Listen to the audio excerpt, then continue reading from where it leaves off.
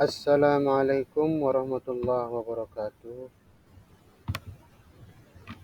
Anak-anakku sekalian, apa kabar hari ini? Alhamdulillah, sehat walafiat ya.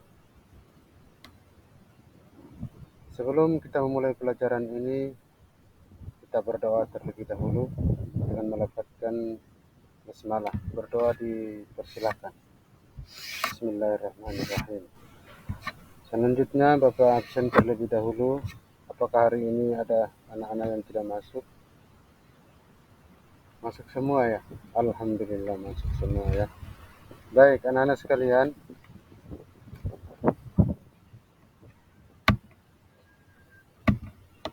tujuan kita pembelajaran kita kali ini adalah tentang fikih ibadah, dan tujuan pembelajarannya itu adalah menganalisis konsep fikih dalam Islam. Yang kedua adalah menganalisis prinsip-prinsip ibadah dalam Islam. Anak-anak sekalian, kita masuk kepada materi, yaitu pengertian ibadah. Ibadah secara bahasa berarti ketaatan, penghambaan, dan penyembahan. Dalam pengertian istilah bisa diartikan segala sesuatu yang telah diridhoi oleh Allah Subhanahu wa taala, baik itu niat, perkataan, perbuatan yang lahir dan batin, serta membebaskan diri dari segala hal-hal yang bertentangan dan menyalahi. Anak-anak sekalian, sumber dan dasar dalam ibadah itu Al-Quran surat Az-Zariyat ayat 56 dan Quran surat Al-Baqarah ayat 21. Allah Subhanahu wa taala berfirman dalam Quran surat Az-Zariyat, Bismillahirrahmanirrahim, "Wa ma khalaqtul jinna wal insana illa liya'budun." Aku tidak menciptakan jin dan manusia melainkan supaya mereka mengabdi kepadaku. Di dalam Al-Quran surat Al-Baqarah ayat 21, Allah Subhanahu wa taala juga berfirman, "Ya ayyuhan nasu u'budu rabbakumul ladzi khalaqakum walladzina min qablikum la'allakum tattaqun." Hai manusia, sembahlah Tuhanmu yang telah menciptakanmu dan orang-orang yang sebelummu agar kamu bertakwa. Anak-anakku sekalian, kita lanjutkan dengan tujuan ibadah itu. Yang pertama adalah untuk taat kepada Allah. Yang kedua, berbudi luhur. Yang ketiga, selalu menjaga kesucian diri. Yang keempat, menghindari sifat-sifat munafik. Kemudian anak-anak sekalian, prinsip-prinsip dalam ibadah itu yang pertama adalah harus ikhlas. Yang kedua, ibadah sesuai dengan tuntunan Allah dan Rasulnya. Yang ketiga, memelihara keseimbangan dalam beribadah. Anak-anak sekalian, macam-macam ibadah dibagi menjadi dua. Yang pertama dinamakan dengan ibadah khassas atau ibadah mahdoh. Ibadah mahdoh adalah ibadah yang telah ditetapkan syarat, waktu, dan tata caranya oleh Allah, seperti salat, puasa, zakat, dan haji. Sementara ibadah ammah atau ibadah umum atau ibadah ghairu mahdoh, yaitu suatu ibadah yang tata cara, waktu, jumlah tidak ditetapkan, seperti contohnya mencari nafkah, menyantuni fakir miskin, bertetangga, bernegara, dan juga tolong menolong. Anak-anakku sekalian yang Bapak banggakan, kemudian ada bentuk-bentuk ibadah. Bentuk-bentuk ibadah yang pertama itu adalah ibadah dalam bentuk perkataan atau lisan, seperti yang hampir setiap hari, setiap menit kita mengucapkannya, seperti berzikir, berdoa, dan membaca Al-Quran. Yang kedua, ibadah dalam bentuk perbuatan yang tidak ditentukan bentuknya, contohnya seperti membantu meringankan beban orang lain. Yang ketiga, ibadah dalam bentuk pekerjaan yang telah ditentukan wujudnya, seperti salat, puasa, zakat, dan juga haji.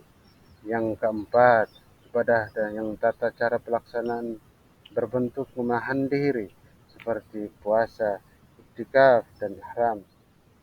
Dan yang terakhir itu adalah ibadah yang sifatnya menggugurkan hak.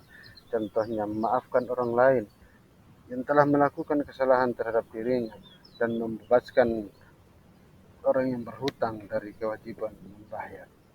Anak-anakku sekalian yang Bapak banggakan, materi yang berikut ini adalah tentang pengertian syariah.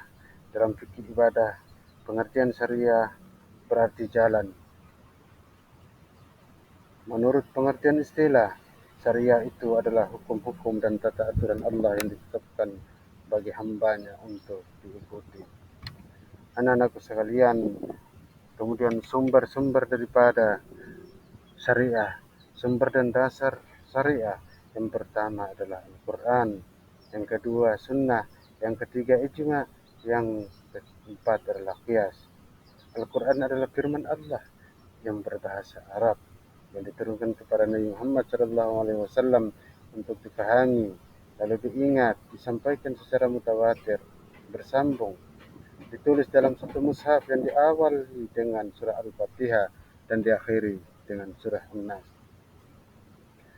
Sunnah adalah segala hal yang datang dari Nabi Muhammad SAW, baik itu ucapan, perbuatan, ketetapan, juga cita-cita Nabi Muhammad SAW. Yang ketiga adalah ijma. Ijma itu ada di sekalian. Ijma adalah kesepakatan semua para mujtahid dari kaum muslimin dalam suatu masa setelah wafatnya Rasulullah SAW atas hukum syara yang tidak ditemukan dan dasar hukumnya dalam Al-Quran dan hadis. Dan yang keempat itu adalah qiyas. Qiyas adalah menetapkan suatu hukum kejadian atau peristiwa yang tidak ada dasar nasnya dengan cara membandingkannya kepada suatu kejadian atau peristiwa yang lain yang telah ditetapkan hukumnya berdasarkan nasnya. Yang terakhir adalah anak-anakku sekalian, prinsip-prinsip dalam syariah itu. Yang pertama adalah tidak mempersulit siapapun. Al-Quran menetapkan hukum syariah dalam Islam senantiasa memperhitungkan kemampuan manusia dalam melaksanakannya.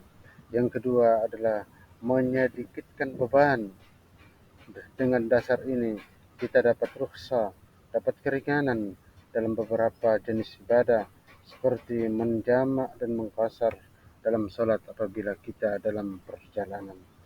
Yang berikut, prinsip ibadah yang berikut adalah penetapan hukum secara berangsur-angsur. Dalam menetapkan hukum, Al-Quran selalu mempertimbangkan apakah mental spiritual manusia telah siap untuk menerima ketentuan yang akan dibebankan kepadanya. Dan yang terakhir adalah persamaan dan keadilan. Persamaan hak di muka bumi adalah salah satu prinsip utama syariat Islam, baik yang berkaitan dengan ibadah ataupun muamalah. Anak-anakku sekalian yang Bapak banggakan, materi pertama kita kali ini Bapak akhiri cukup sampai di sini. Marilah kita sama-sama menutup kegiatan pembelajaran kita pada hari ini dengan melakukan bacaan hamdalah. Alhamdulillahirabbil alamin. Terima kasih. Wassalamualaikum warahmatullahi wabarakatuh.